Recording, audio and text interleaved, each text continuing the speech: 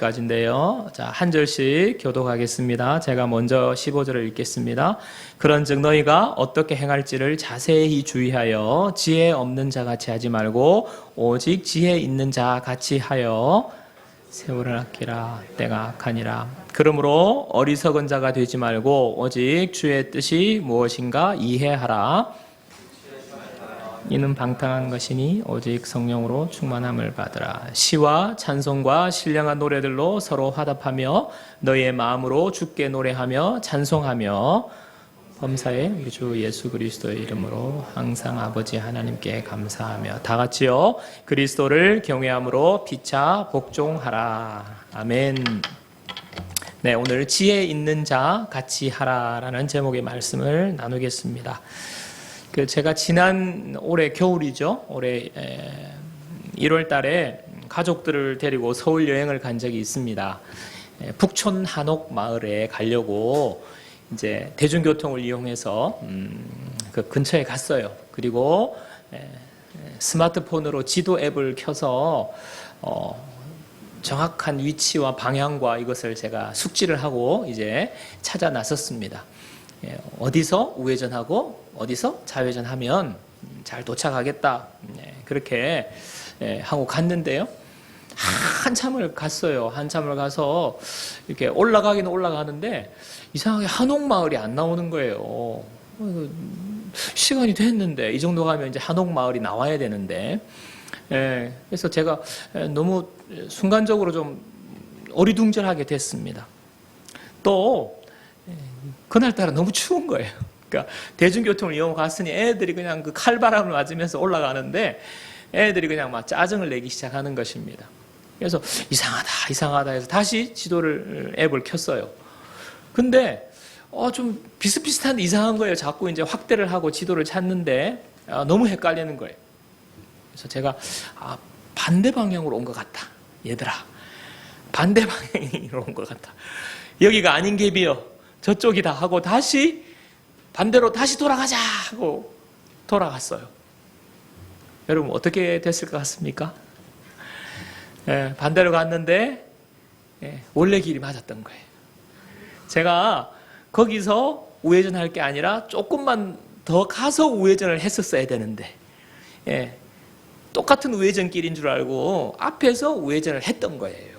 그러니까 가다가 우회전을 하지 말고 조금 언덕을 넘어서 우회전을 했으면 쭉 올라가면 됐었는데 거기서 이제 잘못 갔으니 뭐 엉뚱한 데로 갔다 다시 돌아왔다가 다시 갔다가 또 남자로서 자존심이 있어가지고 아빠로서의 자존심이 있어가지고 두 번을 왔다 갔다 하면서 그렇게 해서 찾아갔던 기억이 있습니다. 아마 시간도 허비하고요 고생도 많았어요. 제가 TV를 통해서 그 미로 아시죠? 미로. 이렇게 구불구불한 미로를 찾아가는 게임을 본 적이 있는데 키높이의 미로를 이렇게 들어가서 빨리 찾아 나오는 게임이었어요. 그런데 보니까 쉽게 찾아 나오는 거였습니다. 뭐 때문에 그랬냐 보니까 팀원 중에 한 명이 높은 곳에서 그 미로를 다 보고 있는 거예요.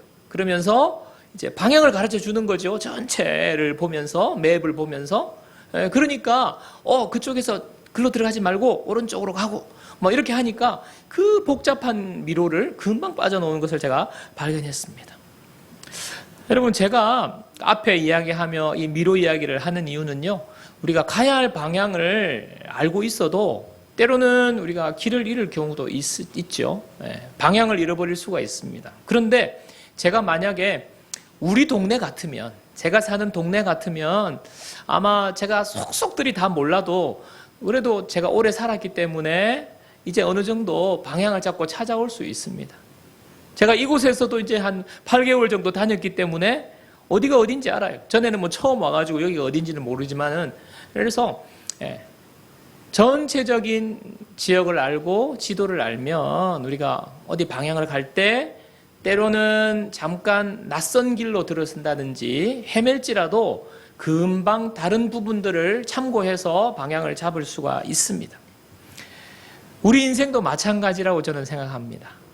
여러분 우리 인생이 인생길을 가는 거잖아요. 하루를 살아도 목표를 가지고 사는 사람과 그렇지 않은 사람이 차이가 있습니다. 하루를 보내는 모습이 너무나 달라요. 하물며 우리의 긴 인생의 여정을 가는데 목표와 방향을 정확하게 알고 가는 사람과 그렇지 않은 사람은요, 인생을 대하는 태도와 삶의 모습이 너무나 다른 것입니다. 여러분, 우리가 에베소서를 쭉 보고 있는데요, 에베소서에서는 우리에게 하나님께서 새로운 정체성을 말해주고 있어요. 너희는 새 사람이다 말했죠. 또 너희는 빛이다 말했습니다. 너희는 빛의 자녀다라고 말을 했어요. 그러면서 빛의 자녀들처럼 행해라, 거룩하게 살아라, 구별되게 살아라. 어떻게 보면 우리에게 살아야 될 구체적인 방향과 목적을 하나님께서 우리에게 말씀해 주신 거예요. 그러다가 오늘 5장 15절에 와서는요, 우리에게 또 다른 모습을 말씀하고 있습니다. 자, 15절 말씀을 한번 보십시오. 그런즉 너희가 어떻게 행할지를 자세히 주의하여 지혜 없는 자같이 하지 말고 오직 지혜 있는 자같이 하여. 여기 보면요, 지혜 있는 자같이 하라라고 말합니다. 여러분, 지혜가 무엇이라고 생각하십니까? 여러분, 지혜. 뭐 많이 쓰는 말이에요, 지혜. 여러분, 지혜와 지식은 다른 것이죠. 저 사람은 아주 지식이 많아, 저 사람은 아주 유식해 하는 표현과 또 저 사람은 지혜로워라는 표현은 서로 다른 표현입니다. 여러분, 지식이 많다고 해서 지혜로운 것이 아닙니다. 때로는 교육을 하나도 받지 못하고 지식을 많이 가지고 있지 않은 분이라고 할지라도 아주 지혜로운 분들이 있어요. 그죠? 우리의 할아버지, 할머니들 중에 지혜로운 분들이 있습니다. 자, 그래서 우리가 대체적으로 이렇게 지혜롭다고 하는 표현을 쓸 때는요, 아마 이런 것 같아요. 우리가 대체적으로 아이디어가 좋거나 어떤 처세술이 아주 좋을 때에 저 사람 참 지혜롭다라고는 의미로 쓰는 것 같습니다. 자, 그런데 오늘 15절에서 지혜 있는 자같이 하라는 것이, 그러면 하나님이 우리에게 너 아이디어가 좀 좋았으면 좋겠어, 너 처세술이 그냥 능해서 아주 지혜롭게 사람들과의 관계를 가졌으면 좋겠어, 이런 말씀으로 여러분 하나님께서 우리에게 주시는 걸까요? 그렇지 않습니다. 잠언 9장 10절을 한번 보십시오. 잠언 9장 10절이죠. 우리 함께 읽어보겠습니다. 다 같이요. 여호와를 경외하는 것이 지혜의 근본이요 거룩하신 자를 아는 것이 명철이니라. 여러분, 성경에서 말하는 지혜는 아이디어나 처세술이 아니라 하나님을 경외하는 것이고요, 하나님을 아는 것을 말합니다. 하나님 자신이 지혜이세요. 하나님의 말씀이 지혜입니다. 따라서 지혜 있는 자라고 할 때는요, 이것은 이 사람은요, 하나님을 경외하는 자를 말하는 거예요. 하나님을 알고 하나님의 말씀을 아는 사람이 바로 지혜 있는 사람입니다. 특별히 여러분, 우리의 인생에 있어서 하나님이 지혜 있는 자는 어떤 사람을 말하는가 하면, 하나님께서 우리에게 가르쳐 주시는 우리 인생에 대해서 아는 사람을 말해요. 여러분, 우리가 예수님을 믿고 하나님의 자녀가 되면요, 우리가 깨닫는 것이 있어요. 그게 무엇입니까? 우리 인생이 참 유한하다는 것을 우리가 깨닫게 되고요, 그 다음에 이 땅에서의 인생이 끝나고 난 뒤에는 영원한 삶이 있다는 것을 우리가 알게 됩니다. 그리고 우리 인생이 끝날 때 모든 사람은 하나님 앞에서 하나님의 심판대 앞에 선다는 것을 우리가 알게 돼요. 그리고 우리가 이 땅에서 그러면 살아가는 삶은 나그네의 길이라는 것을 우리가 깨닫게 되는 것입니다. 잠시 있다가 지나가는 길이에요. 여러분, 여행 가시잖아요? 여행 가면 그 몇 박 며칠의 여행을 쭉 하고 나면 어떻게 해요? 집으로 돌아옵니다. 마찬가지. 그것을 우리 인생이라는 것을 깨닫게 되는 것입니다. 내가 구원받고 난 뒤에는 나의 집은 하늘에 있다. 나는 이 세상을 잠시 여행하는 중이다라는 사실을 알게 되는 거예요. 내가 이 땅에서 살고 있지만은 나의 영원한 시민권은 하늘에 있다라는 사실을 알게 되는 것입니다. 이것이 바로 하나님께서 우리 인생에 가르쳐 주신 지혜예요. 지혜. 이것을 아는 사람이 바로 지혜 있는 사람이에요. 지혜 없는 사람은 그러면 반대로 생각하면 우리가 알고 있지 않습니까? 하나님 모르는 사람은요, 지혜가 없는 사람이에요. 맞죠? 이 세상이 그냥 전부인 줄로 알고 사는 사람, 이 땅에서의 삶만이 있다는 거, 영원한 삶에 대해서는 모르고 있는 사람, 바로 지혜가 없는 사람들입니다. 바로 여러분, 지혜 있는 사람, 지혜 없는 사람, 여러분 바로 이 사람들을 말하는 것입니다. 당연히 삶이 어떻게 되겠습니까? 삶이 전혀 다른 모습의 삶을 살 겁니다.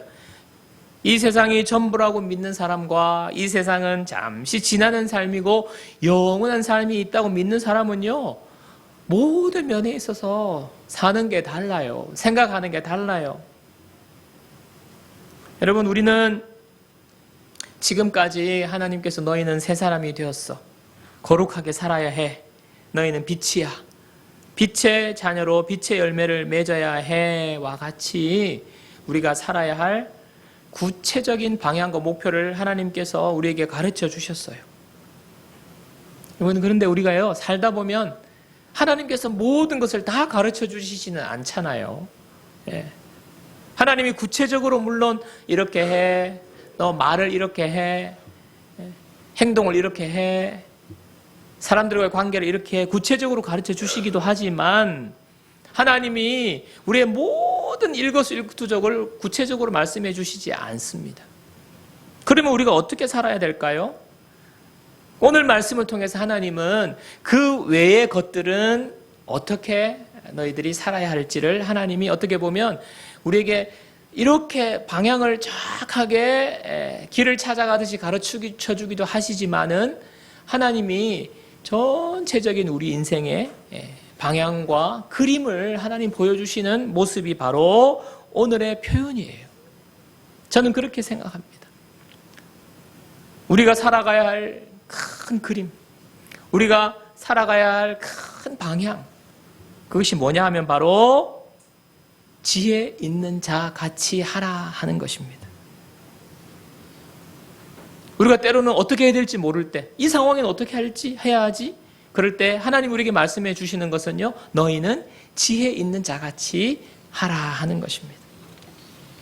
저는 오늘 말씀을 통해서 지혜 있는 자라는 전체, 어떻게 보면 우리 인생의 큰 그림, 큰 지도에 나타나 있는 중요한 내용 두 가지를 제가 여러분과 함께 나누려고 합니다.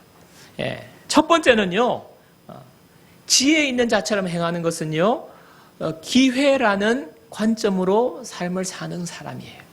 기회라는 관점입니다. 16절, 17절, 자, 우리 함께 읽어보겠습니다. 다 같이요.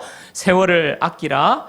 때가 악하니라. 그러므로 어리석은 자가 되지 말고 오직 주의 뜻이 무엇인가 이해하라.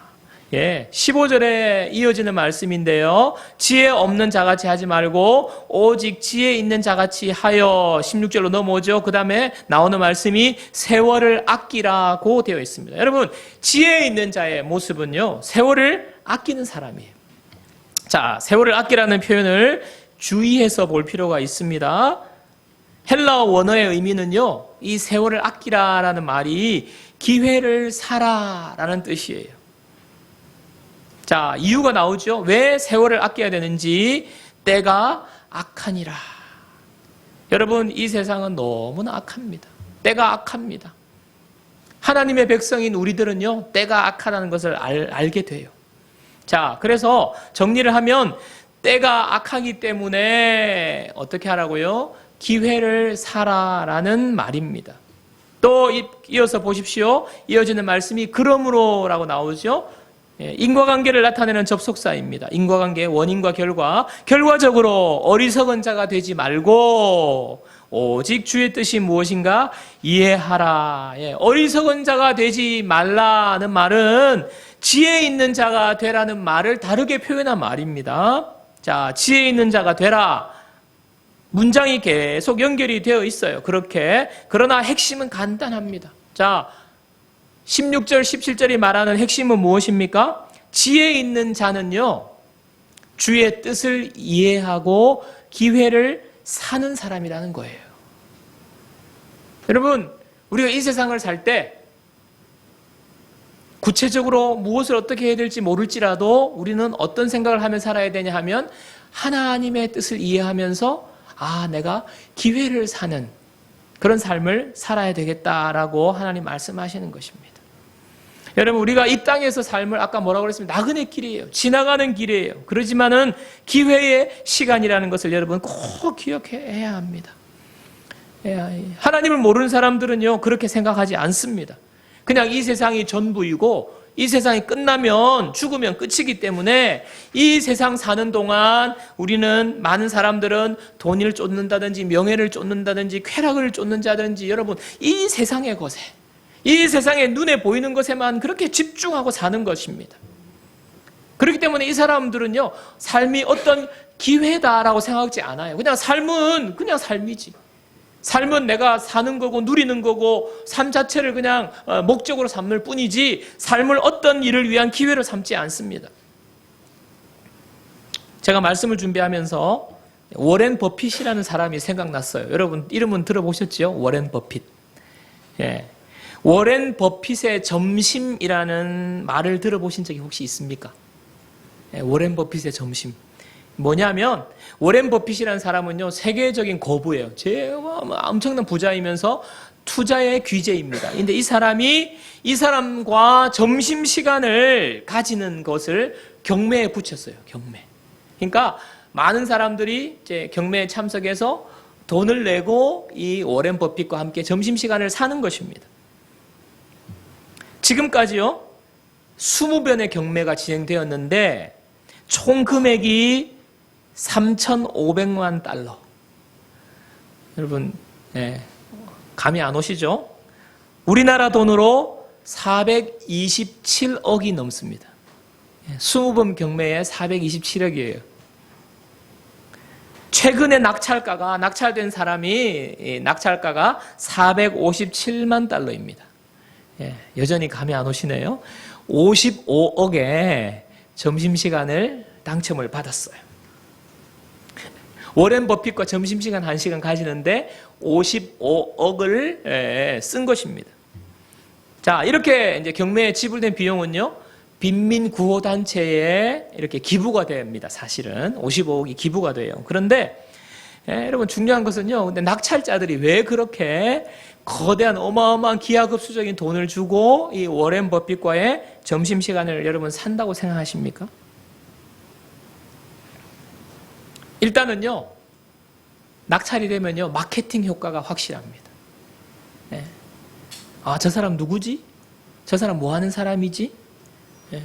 도대체 어떤 사람이 하고 그 전 세계적으로 그냥 홍보가 쫙 되는 거예요. 자신을 알리게 되고 자신의 뭐 사업이나 회사를 알리게 되는 효과가 생기고요, 인지도가 급상승하는 것입니다. 또 하나, 워렌 버핏과 친구가 돼요. 친구가.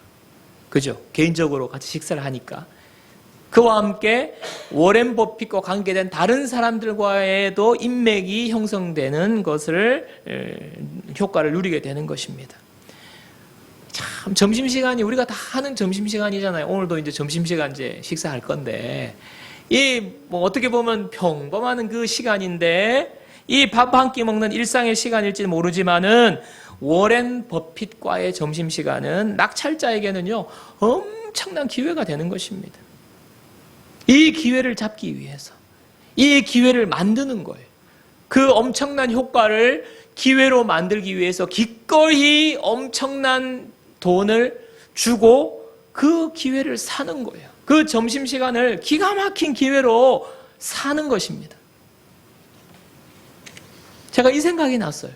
하나님이 우리에게 지혜 있는 자와 같이 하여, 너희들 지혜 있는 자와 같이 하여 세월을 아끼라, 이렇게 말씀하시는 것이요, 저는 옛날에는 그렇게 생각했어요. 예수 믿는 사람들은 시간 관리 잘하고 시간 낭비하지 말고 어떻게 막, 우리 그랬잖아요. 옛날에 시간 관리 몇 시에 일어나서 막 메모하면서 그렇게 막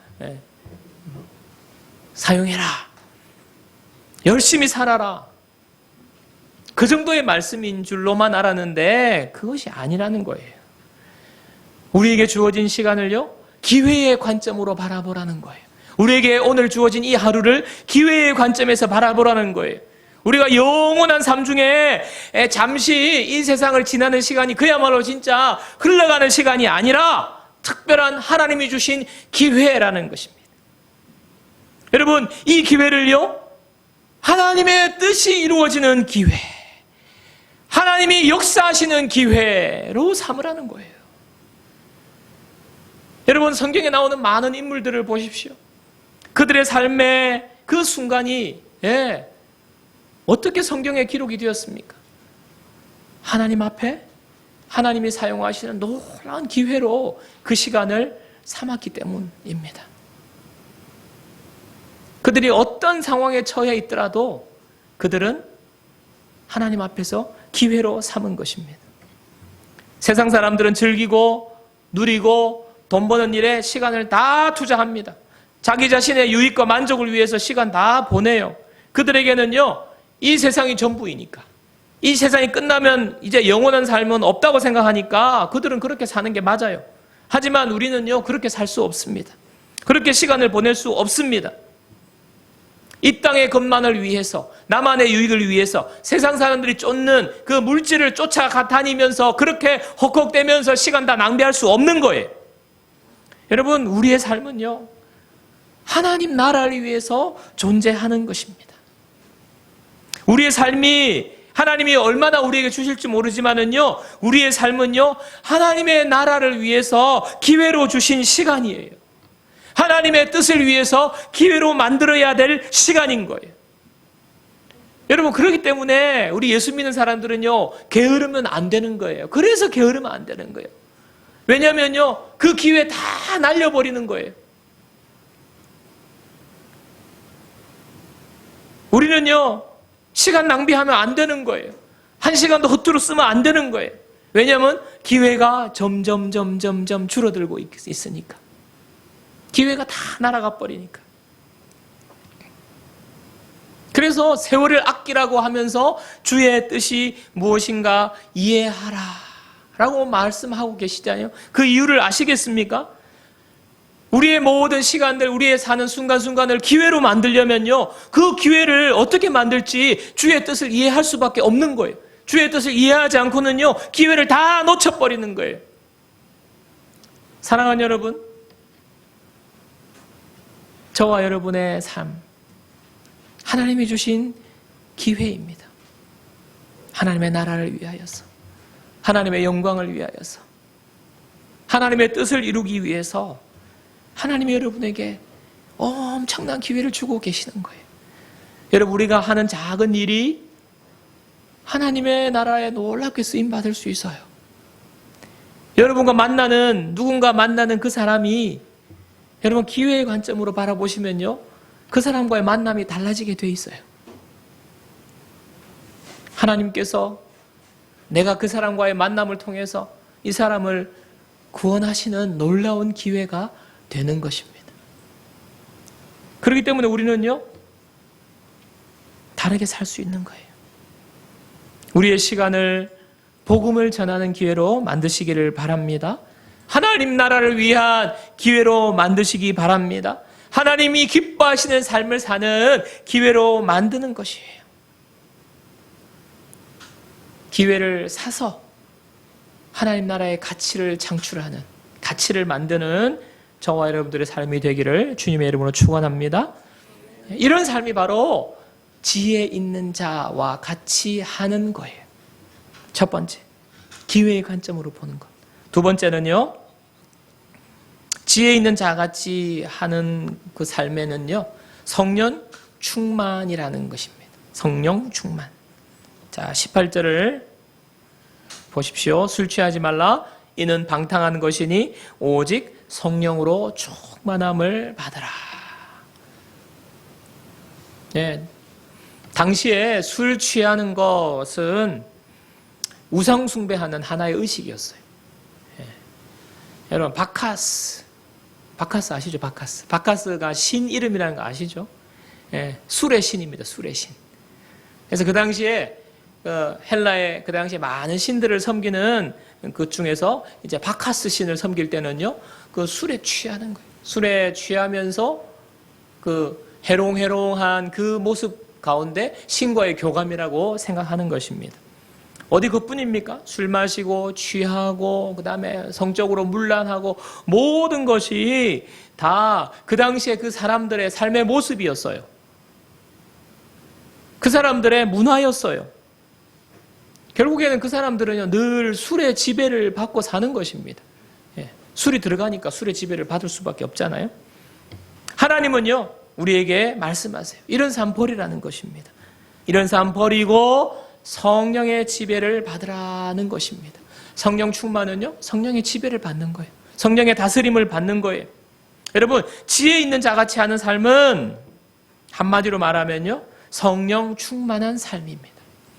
여러분, 우리 하나님께서 우리에게 구체적으로 이렇게 하라 저렇게 하라 가르쳐 주시지 않지만은요, 우리는요, 성령 충만을 받을 때에 우리가 하나님 앞에서 어떻게 살아야 할지를 우리가 하나님으로부터 알게 되는 것입니다.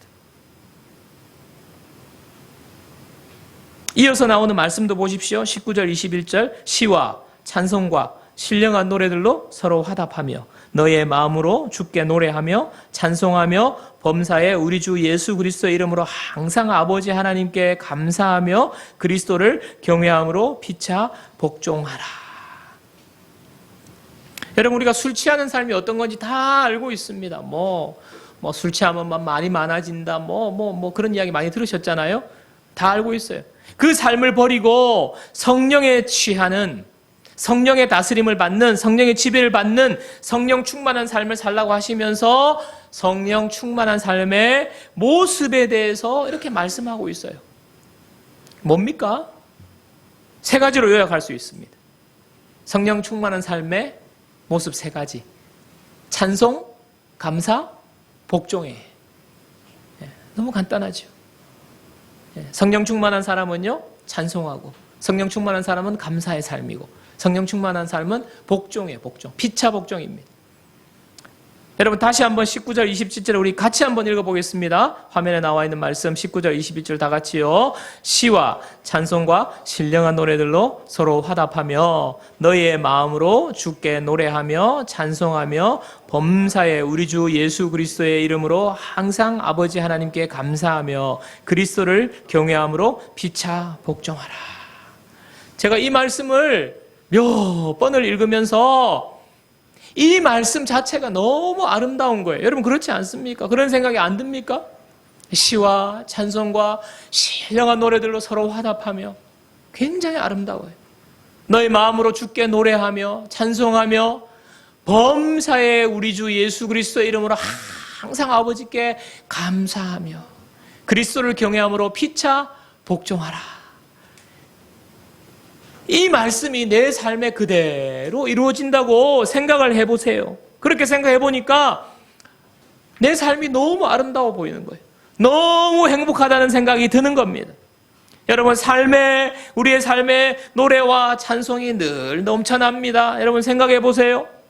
지체 사이에 만나는 사람들마다 근심하고 걱정하고 아이고 너무 힘들어 이런 말 하지 않고, 다른 사람들 이야기나 하지 않고 험담하지 않고 서로 기뻐하면서 감사하면서 우리 집사님 이거 감사해요. 집사님도 나에게 목사님 그래요. 이래서 기뻐요. 이래서 감사해요. 이런 이야기들이 넘쳐난다고 여러분 생각해 보십시오.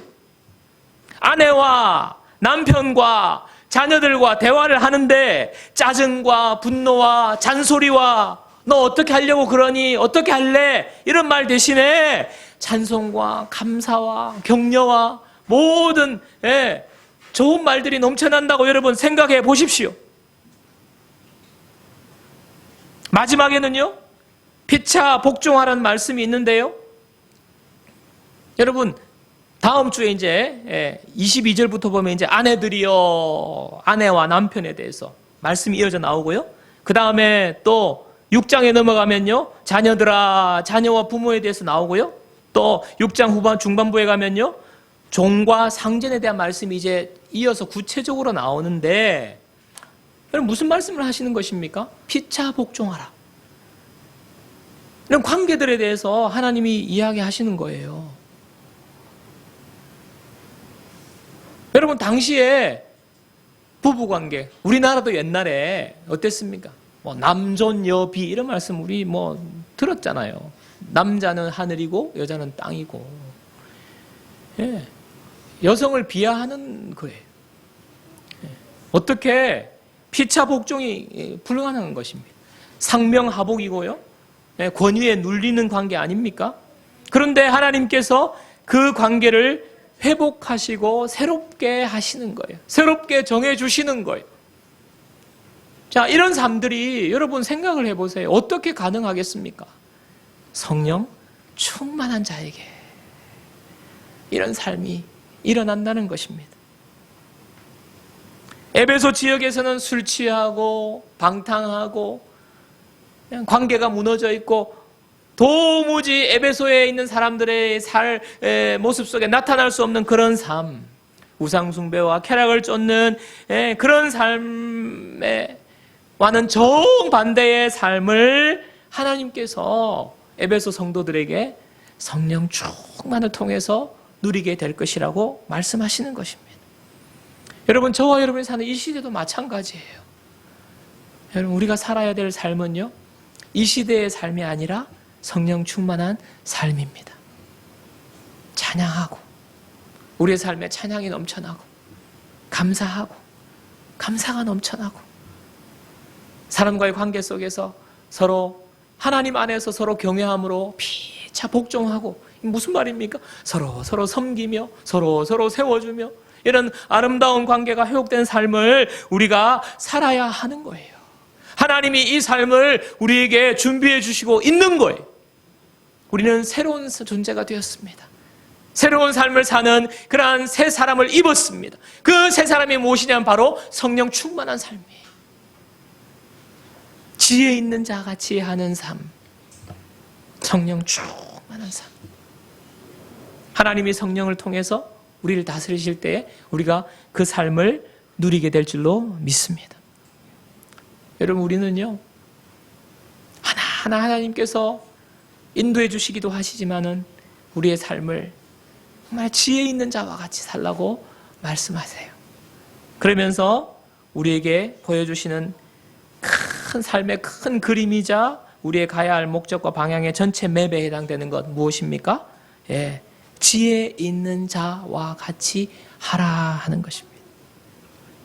여러분, 지혜 있는 자는요, 이 세상이 전부가 아니라 잠깐 지나가는 삶이라는 것을 아는 사람이에요.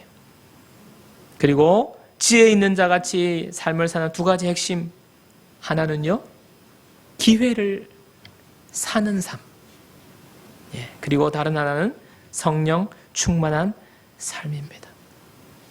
여러분, 마지막으로 여러분에게 말씀을 드립니다. 우리가 이 세상 살 때에 정말 하나님 우리에게 예비하신 삶은 놀라운 축복의 삶이고 은혜의 삶이에요. 행복한 삶이에요. 그저 그냥 이 세상은 잘 모르겠고 이 세상 살다가 그냥 다음에 좋은 데 간다, 천국 간다, 그건 아니에요. 하나님 우리에게 이 세상에 사는 동안도요, 하나님의 놀라운 충만한 은혜와 축복과 하늘의 축복들을 하나님이 우리에게 누리기를 원하세요. 그 삶은요, 우리가 이 땅에서 정말 하나님의 말씀대로 순종하며 살 때에 누리게 될 줄로 믿습니다. 오늘 특별히 하나님께서 우리에게 너희 지혜 있는 자와 같이 하라. 너희 인생이 기회인 줄 알고 기회를 사는, 그리고 성령 충만함으로 날마다 그 삶이 바로 지혜 있는 자와 같이 하는 거다. 그렇게 될 때에 하나님께 저와 여러분들에게 정말 하나님이 허락하시는 놀라운 축복의 삶을 누리게 하실 줄로 믿습니다. 여러분, 오늘부터 여러분의 삶을 바라보는 관점을 바꾸시기 바랍니다. 여러분의 시간을 기회로 사시기를 바랍니다. 그리고 성령 충만하십시오. 성령 충만을 구하십시오. 성령님이 내 속에 충만하게 임하시기를 기도하십시오. 우리의 중요한 기도 제목, 하나님 나에게 성령을 부어주십시오. 성령 충만을 누리게 하여 주옵소서. 그래서 우리 삶에 찬양과 감사와 피차 복종의 이 삶에 놀라운 은혜가 넘치기를 주님의 이름으로 축원합니다. 자, 우리 이 찬양으로 우리의 마음을 한번 또 정리하고 말씀을 정리하고 우리 기도한 시간 갖겠습니다. 하늘에 나는 새도 주 손길 돌보시네.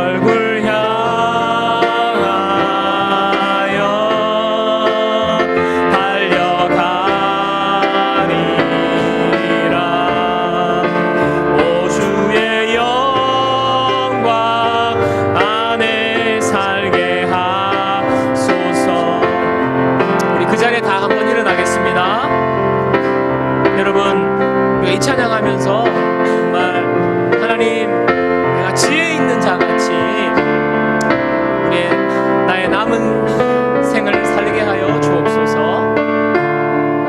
기회인 줄로 알고 기회를 사는 사람, 성령 충만을 날마다 구함으로 놀라운 찬송과 감사와 복종의 삶을 누리는 자가 되기를 원하는 마음으로 한 사람 마음을 담아서 한 번 더 찬양하고 기도하겠습니다. 하늘에 나는 새도 주 손길 돌보시네, 주 손길 돌보시네.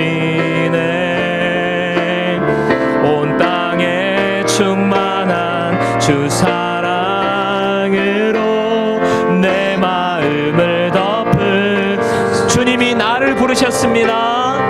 주 나를 부르셨네. 왜요? 주의 영광 위에, 주의 영광 위에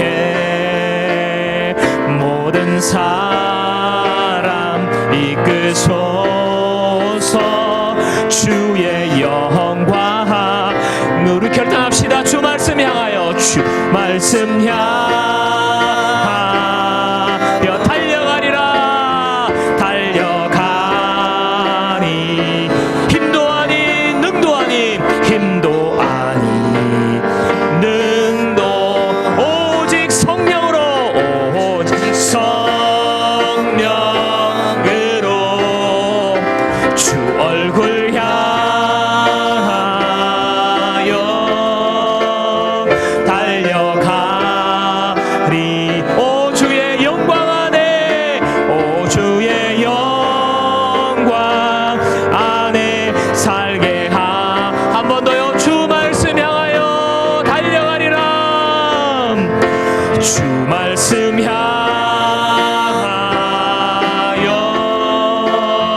달려가니라. 힘도 아닌 능도 아닌, 힘도 아닌 능도 아닌, 오직 성령